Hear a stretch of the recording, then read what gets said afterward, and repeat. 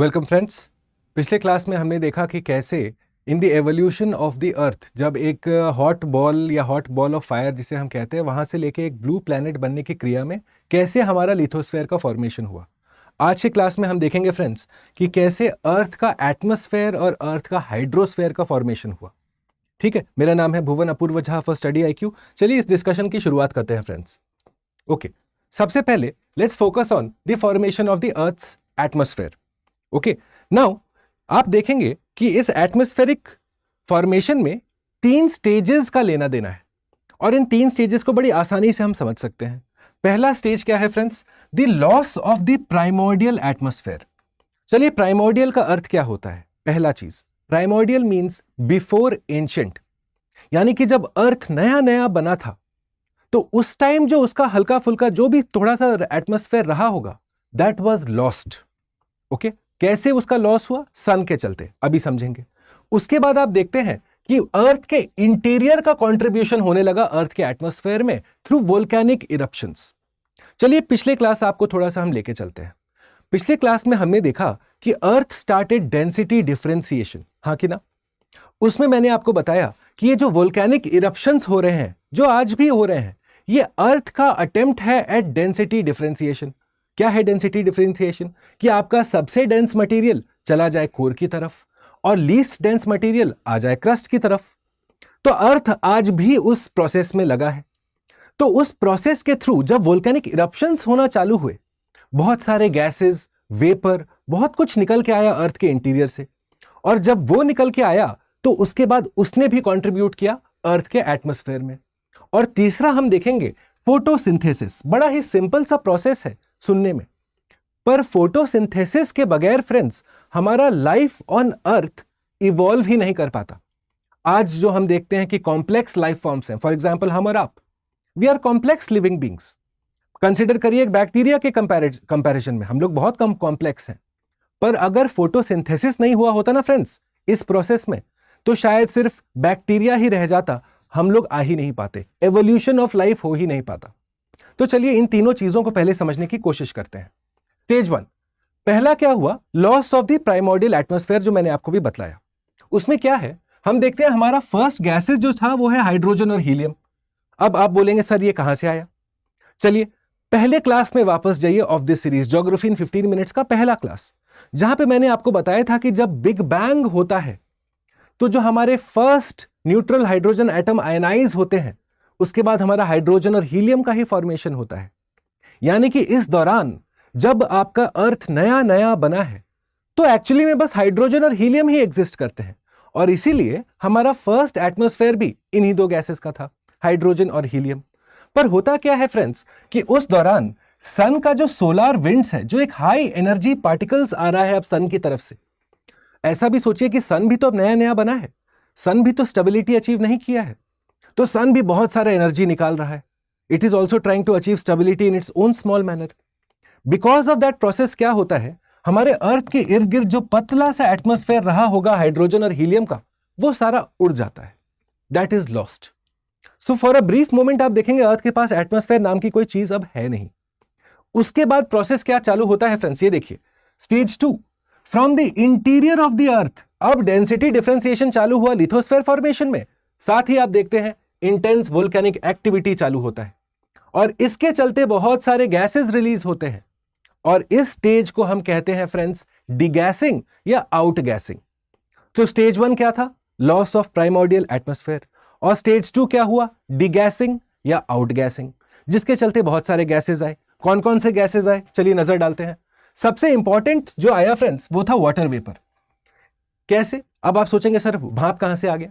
Super heated steam निकला friends.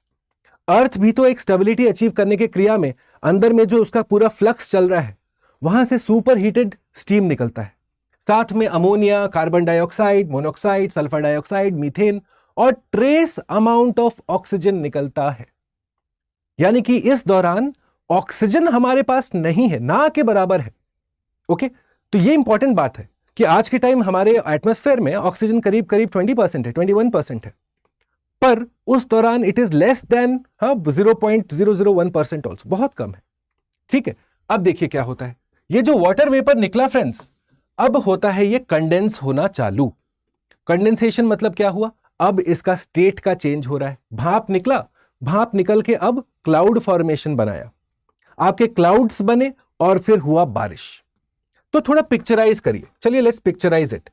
Consider करिए कि ये अर्थ का सरफेस है, ओके आपका वाटर वेपर ऊपर गया, क्लाउड फॉर्मेशन किया, बारिश हुई, इस बारिश होने के चलते फर्दर कूलिंग हुआ आपके लैंड का, और कूलिंग होने के चलते और ज्यादा फिर कंडेंसेशन हुआ, और ज्यादा क्लाउड्स बने, और ज्यादा बारिश हुआ।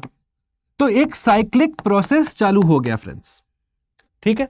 ये सारा भाप का निकलना और फिर उसके बाद क्लाउड फॉर्मेशन होना और फिर बारिश होना, ये एक साइक्लिक प्रोसेस चालू होते जाता है, जो हम देखते हैं यहां पे कि due to rainfall, further cooling of the earth, उसके चलते वाटर वेपर रिलीज होता है, उसके चलते रेनफॉल ज्यादा होता है। और आप देखते हैं कि this cyclic process continues for a time period, जब तक ये रेड बॉल ऑफ फायर जो हमारा अर्थ नया नया बना था, प्रोटो अर्थ, वो अब थोड़ा ठंडा जाता है, कूल डाउन हो जाता है। तो देख रहे हैं ये आउट गैसिंग का प्रोसेस कितना इंपॉर्टेंट था, क्योंकि इससे अर्थ का टेम्परेचर में स्टेबिलिटी आई, एक काफी हद तक स्टेबिलिटी आ गई। ओके चलिए आगे बढ़ा जाए। अब देखेंगे हम कि ये कंटिन्यूड रेनफॉल होने के चलते आपके जो अर्थ के लो लाइंग एरियाज थे, क्योंकि अर्थ तो उबड़ खाबड़ था, ऐसा तो नहीं था कि एकदम गोल सा बना होगा, हाँ एलिवेशन ऊपर नीचे था, तो जो नीचे वाले एरियाज थे ना, उसमें ये बारिश हुआ और आपके ओशंस के फॉर्मेशन हो गए। तो this is how the formation of the oceans happened due to the direct method of outgassing या डीगैसिंग प्रोसेस, करेक्ट। अब देखिए फ्रेंड्स, अब आपका जो इनिशियली जो सारा ओशंस फॉर्म हुआ है, देखिए उस समय ऑक्सीजन तो नहीं है, ट्रेस अमाउंट ऑफ ऑक्सीजन है, तो ये जो कार्बन डाइऑक्साइड और पानी है ना, ये बन के हमारे ओशंस को थोड़ा सा एसिडिक बना देते हैं, ठीक है। आप देखेंगे H2CO3 यानी कि कार्बोनिक एसिड का एक तरीके से कॉन्सेंट्रेशन है हमारा, एक सूप है हमारा ओशंस, इसीलिए हम कहते हैं कि इस दौरान oceans were acidic in the beginning, okay, थोड़ा सा सूपी एसिडिक टाइप था हमारा ओशंस, क्योंकि ऑक्सीजन तो आया नहीं है, करेक्ट। बैलेंस आउट कैसे होगा, अब देखिए आप, फाइनली एक इंपॉर्टेंट स्टेज आता है। अब for the first time in the history of the अर्थ एक लाइफ फॉर्म आता है, बड़ा इंपॉर्टेंट और बड़ा क्रूशियल है स्टेप। तो ये पहला लाइफ फॉर्म क्या आया, क्या था वो लाइफ, तो आप देखते हैं the first life form that came was blue green algae, या जिसे हम कहते हैं साइनोबैक्टीरिया, या तीसरा नाम है सी सॉडस्ट। तीन नाम से इसे हम कहते हैं, ब्लू ग्रीन एल्गे, साइनोबैक्टीरिया या सी सॉडस्ट। ये सिंगल सेल्ड बैक्टीरिया आता है और ये पूरा अर्थ का हिस्ट्री बदल देता है फ्रेंड्स। क्यों, क्योंकि ये सिंगल सेल बैक्टीरिया फोटोसिंथेसिस का प्रोसेस चालू करता है। फोटोसिंथेसिस में क्या होता है, कार्बन डाइऑक्साइड यूज करते हैं, ऑक्सीजन रिलीज करते हैं, आपके बुक्स में लिखा है ये। अब सोचिए आप, पूरा का पूरा आपका कार्बन डाइऑक्साइड का जो इफेक्ट है, जिसके चलते ओशंस एसिडिक हो रहे थे, अब वो बैलेंस आउट होना चालू होगा, क्योंकि कार्बन डाइऑक्साइड का लेवल कम होता जा रहा है, ऑक्सीजन का लेवल बढ़ता जा रहा है। कितना क्रिटिकल था ब्लू ग्रीन एल्गे का आना। अब आप देखते हैं, क्योंकि ऑक्सीजन रिलीज होना चालू होता है और कार्बन डाइऑक्साइड कंज्यूम होना चालू होता है, तो because oxygen is now released, अब बनता है हमारा ओजोन लेयर। तो सोचिए फ्रेंड्स, आज के टाइम पे ओजोन लेयर क्यों क्रिटिकल है, आपके किताबों में लिखा गया है, it protects us against the harmful UV rays. सोचिए, जो हमारा स्टेज 1 था फ्रेंड्स, जहां लॉस ऑफ प्राइमोर्डियल एटमॉस्फेयर हुआ, ये क्यों हुआ, क्योंकि उस समय हमारे पास ओजोन नहीं था। अब हमारे पास स्टेबिलिटी आ गई है, एटमॉस्फेयर को बचाने के लिए ओजोन भी आ गया, क्योंकि ओजोन तो बनता है ऑक्सीजन के चलते ही, फोटो डिसोसिएशन के चलते ही। तो चलिए फ्रेंड्स, अब देखा जाए कितना क्रिटिकल है ये स्टेप, ठीक है। आपका प्रोसेस ऑफ फोटोसिंथेसिस चालू हुआ, एंड दिस फोटोसिंथेसिस के साथ कार्बन डाइऑक्साइड कम, ऑक्सीजन ज्यादा, और आपका सैचुरेशन क्रोनोलॉजी अब चालू होता है। पहले ओशंस में सैचुरेशन देखते हैं हम, इसीलिए लाइफ सबसे पहले ओशंस में आया। उसके बाद होता है एक ग्रेट ऑक्सीजनेशन इवेंट, जहां से आपके एटमॉस्फेयर में अब ऑक्सीजन का कॉन्सेंट्रेशन बढ़ता जाता है। सिमिलरली फिर लैंड में भी अब ऑक्सीजन पहुंचता है, इसीलिए आपके किताबों में भी लिखा है कि आपके क्रस्ट में मोर देन 40% ऑक्सीजन है। It is the most common element in your crust, हाँ कि ना, आपकी किताबों में लिखा है ना। तो कहां से आया ऑक्सीजन, इसी प्रोसेस के थ्रू। किसने किया ये, ब्लू ग्रीन एल्गे ने। ओके चलिए आगे बढ़ा जाए। Due to interaction of oxygen with UV rays oxygen बनना चालू हुआ, तो देखिए ओजोन लेयर का फॉर्मेशन होता है। कितना क्रिटिकल है ये, क्योंकि जब ओजोन लेयर बन जाता है तो आपका लाइफ ऑन अर्थ अब इवॉल्व होना चालू होता है। अब वो कंडीशंस क्रिएट हो गई हैं कि अब सिंगल सेल से अब मल्टी सेल्यूलर, उसके बाद न्यूक्लियस वाले ऑर्गेनिजम्स, फिर मैमल्स, फिशेस, जो भी सारा एक क्रोनोलॉजी में बनना था वो सब कुछ बनना चालू होता है। तो समझ रहे हैं क्यों इंपॉर्टेंट है ये फोटोसिंथेसिस का प्रोसेस। अगर ब्लू ग्रीन एल्गे ने अपना काम नहीं किया होता तो आज हम और आप एग्जिस्ट ही नहीं करते। Correct friends? तो इसीलिए आप देखते हैं कि life on earth begins to evolve to multi cellular organisms. Okay, nitrogen भी बैलेंस आउट होना चालू होता है थ्रू नाइट्रोजन फिक्सेशन और डीकॉम्पोजिशन। क्या है नाइट्रोजन फिक्सेशन? देखिए फ्रेंड्स, नाइट्रोजन N2 ना, N और N के बीच में होता है ट्रिपल बॉन्ड। इसको बहुत आसानी से नहीं तोड़ सकते, केमिस्ट्री में हमें पढ़ाया जाता है ये, ठीक है, कि इसको तोड़ने के लिए बहुत एनर्जी चाहिए। तो इसीलिए आप देखेंगे नाइट्रोजन आसानी से यूज भी नहीं होता है। हम और आप भी जब सांस लेते हैं तो नाइट्रोजन जाता है अंदर, वापस बाहर आ जाता है। Okay, it is not used by the body in large amounts, क्योंकि बहुत एनर्जी चाहिए इसको तोड़ने के लिए। इसीलिए लाइटनिंग के दौरान आप देखेंगे नाइट्रोजन टूटता है, या फिर आप देखेंगे कि कुछ प्लांट्स में आपके रूट नोड्यूल्स के अंदर कुछ बैक्टीरिया होंगे, वो इसको तोड़ने की क्षमता रखते हैं, जिसे कहते हैं बायोडिग्रेडेशन ऑफ नाइट्रोजन। तो ये सारे प्रोसेसेस अब चालू हुए, अब नाइट्रोजन का भी बैलेंस आउट स्टेबिलिटी होना चालू होता है। And this is the formation of the earth's atmosphere. तो चलिए क्रोनोलॉजी में मैं आपको समझा देता हूं friends. Flowchart of the evolution of hydrosphere देखिए। पहले हमारे ओशंस कैसे बने? Stage 1 cooling of the earth, water vapour, condensation. उसके बाद carbon dioxide dissolved in water, बारिश होती है। Further cooling of the earth हुआ, जितना ज्यादा कॉन्डेंसेशन उतना ज्यादा बारिश, वाटर डिपॉजिट होता है लो लाइंग एरियाज में, बन गए हमारे ओशंस। एक क्रोनोलॉजी आपको समझना है बस, ठीक है? एग्जामिनेशन में यही रिवाइज करके जाएंगे आप। Okay, similarly evolution of atmosphere देखिए। सबसे पहले loss of primordial atmosphere due to solar winds, solar winds के चलते चला जाता है। फिर आता है डीगैसिंग या आउट गैसिंग का स्टेज, इंटीरियर ऑफ द अर्थ से वोल्केनिक इरप्शंस होते हैं। उसके बाद आपका ब्लू ग्रीन एल्गे आता है, फोटोसिंथेसिस करता है। 10 क्योंकि ऑक्सीजन बना, ऑक्सीजन से आपका बनता है ओजोन, और ओजोन के चलते आपका finally multi cellular life form evolve होता है, और प्रेजेंट एटमॉस्फेयर में हम इवॉल्व करते हैं। आसान लगा फ्रेंड्स? ये दो जो लास्ट में मैंने आपको फ्लो चार्ट्स बनाए ना, ये बड़ा क्रिटिकल है आपके लिए। आपको एग्जाम के पहले इन्हीं पे नजर डालना है। चलिए, ये कॉन्सेप्ट्स अगर क्लियर हो गए आपके, तो इस सवाल का जवाब देंगे आप हमको नीचे कमेंट बॉक्स में। Okay, please answer this for me. Consider the following events during evolution of the earth: degassing, differentiation, photosynthesis, loss of primordial atmosphere. ठीक है, स्टार्टिंग फ्रॉम द अर्लीस्ट। बंधुओं, इसका जवाब देना प्लीज कमेंट बॉक्स पे। Okay, right. जाने से पहले ज्योग्राफी ऑप्शनल बैच क्लास चालू हो रहा है, ठीक है?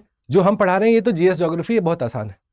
ज्योग्राफी ऑप्शनल थोड़ा सा हायर लेवल में घुसना पड़ता है हमें, ठीक है? आज शिक्षक दिवस पे इसका ओरिएंटेशन क्लास प्लान्ड है। आपको आज के दिन ही यानी कि 5 सितंबर को अगर आप साइन अप करते हैं तो 10% आपको एक्स्ट्रा ऑफ मिलेगा। ओके, और इस ऑप्शनल बैच के साथ जब आप जुड़ोगे तो आपको test writing series, answer writing का जो टेस्ट सीरीज है वो फ्री ऑफ कॉस्ट है, एनसीईआरटीज भी फ्री ऑफ कॉस्ट है, ठीक है? तो क्लासेस में जुड़िए मेरे साथ। मैक्सिमम डिस्काउंट के लिए बंधुओं, जब आप ऐप या वेबसाइट पे जाएंगे आपको यूज करना है कोड BALIVE, BA लाइफ, ठीक है? चाहे आप कोई भी जीएस का कोर्स ले रहे हो, चाहे ऑप्शनल ले रहे हो, कोई किताब ले रहे हो, कोई टेस्ट सीरीज ले रहे हो, सबसे मैक्सिमम डिस्काउंट आपको BA लाइफ से ही मिलता है। ये मैंने आपको बहुत बार बताया है, many of you have used it also. और साथ में प्रतिज्ञा प्लस बैच 2025 के स्टूडेंट्स, 2026 के स्टूडेंट्स, 2027 के स्टूडेंट्स। ओके, फैंटास्टिक अपॉर्चुनिटी है आप लोगों के लिए। फ्री ऑफ कॉस्ट में पढ़ाई कर सकते हैं प्रतिज्ञा प्लस बैच के साथ जुड़ के, ना सिर्फ प्रीलिम्स पर मेंस और इंटरव्यू भी, ठीक है? तो एंड टू एंड प्रिपरेशन होता है यहाँ पे, और क्लासेस में आप देखेंगे कॉन्सेप्चुअल क्लैरिटी और क्वेश्चन सॉल्विंग पे खासा हम लोग एफर्ट डालते हैं। तो अभी जाइए स्टडी IQ के वेबसाइट या ऐप, और मैक्सिमम डिस्काउंट के लिए बंधुओं आपको यूज करना है कोड BALIVE, BA लाइफ, ठीक है? चलिए, आप सबको बहुत बहुत शुभेच्छा, बहुत बहुत good wishes on teachers day.